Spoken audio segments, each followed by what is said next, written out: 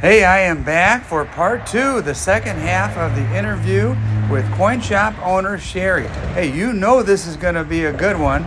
Please like and subscribe if you're new to the channel, and also hit that bell notification so you have a heads up for the next one.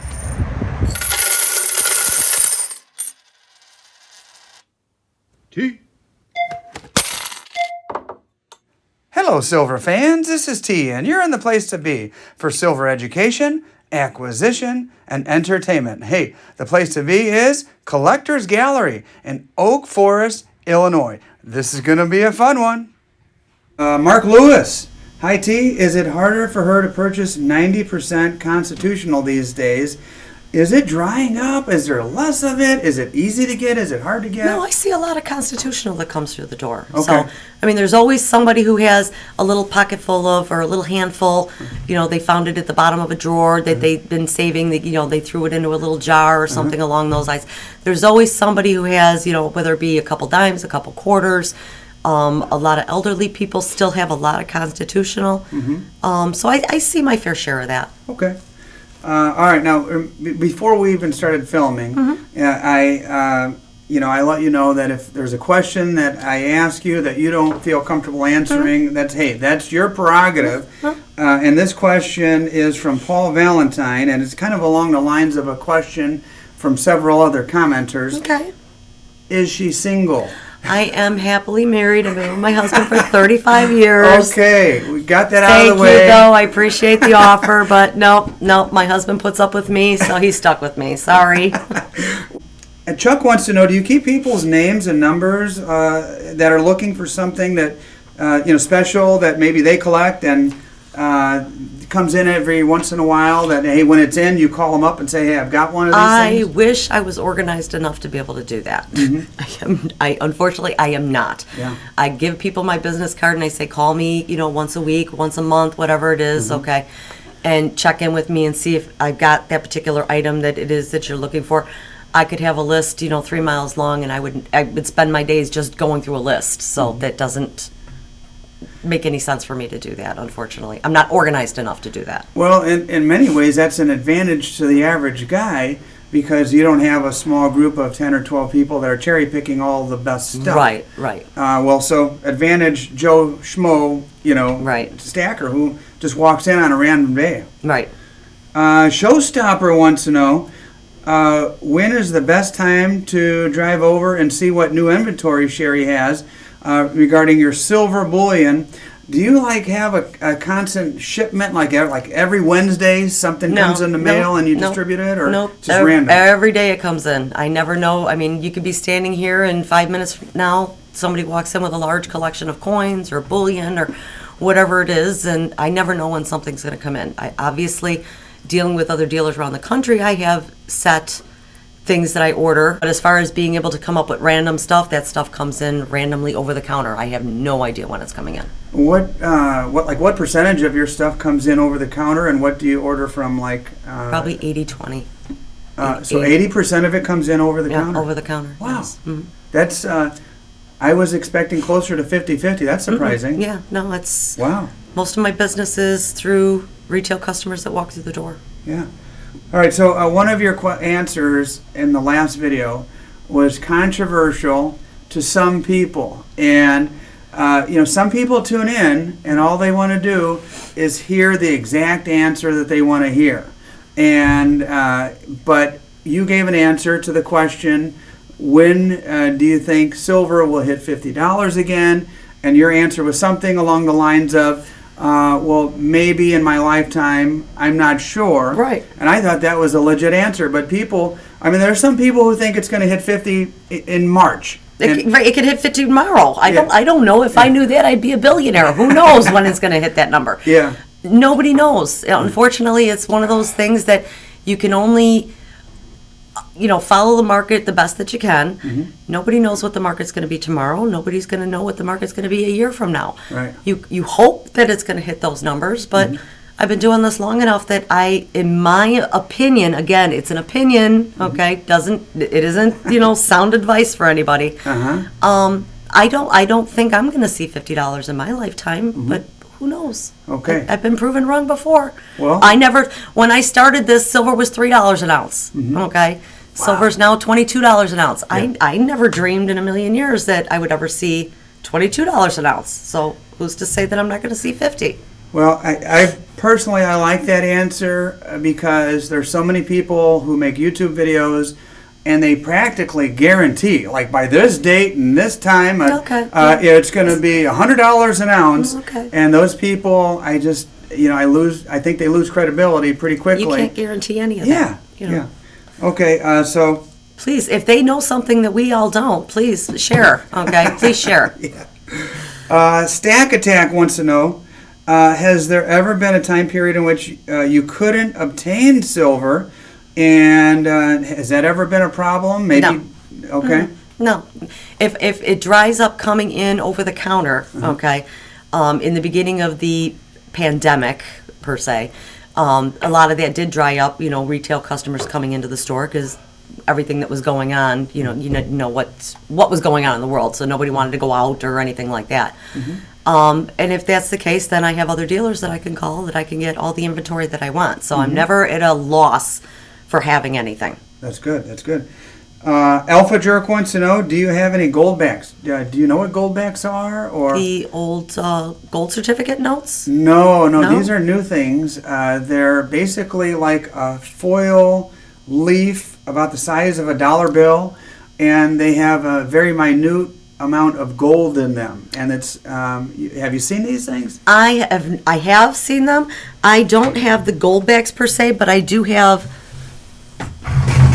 these, which is the same kind of thing. It's a gold club card, and included in it is a 0.4 gram gold bar. Okay. And when you open this up, it's like a piece of leaf. Okay, it's 0.4 of a gram. It doesn't weigh anything, unfortunately, but it has.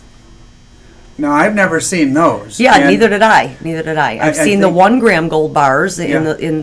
but this is similar to what it is that he's speaking of. What he's talking about is the same as this stuff also. They do all kinds of this goofy kind of stuff Yeah. where they add, little pieces of gold inside of there. When you take them out of there, they're light as a feather, but it is still gold inside of that. So I'm assuming that's the type of stuff he's talking about. It's very similar in the respect that they're often given as gifts. Okay. Nobody stacks those because the volume of gold in that contained isn't very great. The one difference between the two items that you just showed me and a goldback is that goldbacks are legal tender Okay. in certain states.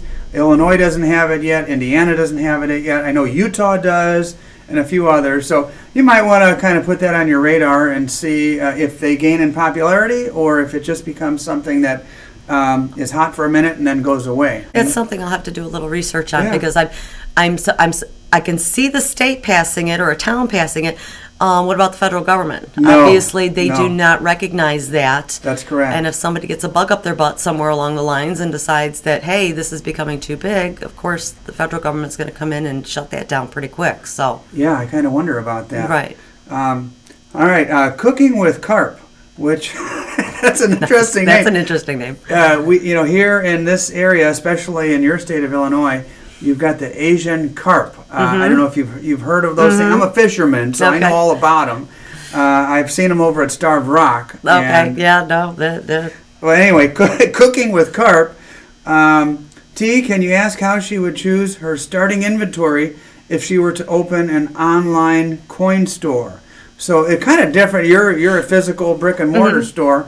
A lot of people have this dream of starting a coin shop. If he wants to start online, he's asking like, would 10 or 15K worth of inventory be enough, do you think? But again, you're not online, so. Right. It depends on what it is. What is your goal? What is it you're trying to do? Are you trying to be a silver dealer, a gold dealer, a coin dealer? I don't know. What you told me last time about shipping and all that, yeah. I think it would take a big volume. I mean, you couldn't make your money selling one coin at a time and make a big profit off of each coin. No. Because then you'd have to charge so much, people wouldn't shop there. Right, I would imagine right. it'd have to be volume. Right. I would assume that would be the case also, as far as being able to make your bills at the end of the month, even though you're an online shop, you're working out of your home, your garage, whatever the case is, you need to do enough business that it warrants your time. What is your time worth? Okay. Right. You know, you may work at McDonald's and make $15 an hour, but on your own personal time, what is your time worth? So if you're not able to, if you're selling ounces of silver, okay, there is no huge profit margin in that stuff. If you're making $1 or $2, that's a lot of money to make in that field. So you need to do a lot of that business. And you're competing against so many other companies that are doing the same thing, that are working even on tighter margins. Yeah. That's bullion. I suppose if he was dealing in rare coins and there was a little more profit margin in each coin, that might be a possibility. That might be a possibility, but again, you need to know what it is that you're doing. And most rare coins, that's not something that I'm going to purchase offline. You know, I'm going to go and physically look at it, whether I'm going to my local coin Good shop, point. whether I'm going to a coin show, you know, asking other dealers. I want to physically hold up my hand and see what it is before I purchase it personally and then pass it on to another customer. All right. Hey, Joe McDonald is asking you a personal question Okay. here. He needs some personal help. Okay. T, can you and Sherrie save my marriage? No. Can't help you with that one. Oh, boy, listen to the question here. Okay. First. He and his wife are feuding over this. He's got a wrapped roll of Kennedy half dollars Okay. and old dimes. I guess the age-old question: keep it in the bankroll from way back in the day, or unwrap it? He wants to unwrap it and search for gems, or is it more valuable? If it's Kennedy half dollars, I would just leave it in the original bank wrap roll. Okay. If it's Mercury dimes, Okay. I would open that. Ah. If it was Walking Liberty half dollars, I would open that. Okay. Okay, well, that there makes there sense. really is no better dates than Kennedy half dollars. I mean, Kennedy half dollars, the 90% silver is only 1 year, 1964.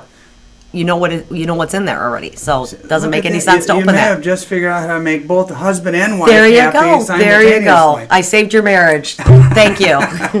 Hey, Sherrie, I think we are going to end it with that. Saving marriages, selling coins. Yep. What a business. Yes, it is. Thank you so much for the time. Thank you. Thank you for having me I again. appreciate it very much. I'm going to do a little shopping. Please do. And viewers, I'll see you in just a moment. Thank you, hon. Okay, guys, this is the part of the show where I show what I purchased, and I kept you in suspense in part 1, and now I will reveal my very first ever Engelhard 10-ounce bar. Heck, this is my first 10-ounce bar, period. And so I was so happy to grab this at a decent price. I paid $280, hey, 28 bucks an ounce for a cool Engelhard bar like this. I think that's a good deal. I don't know. I haven't done much research. You guys tell me in the comments, how did I do? Hey, thanks for watching, everybody.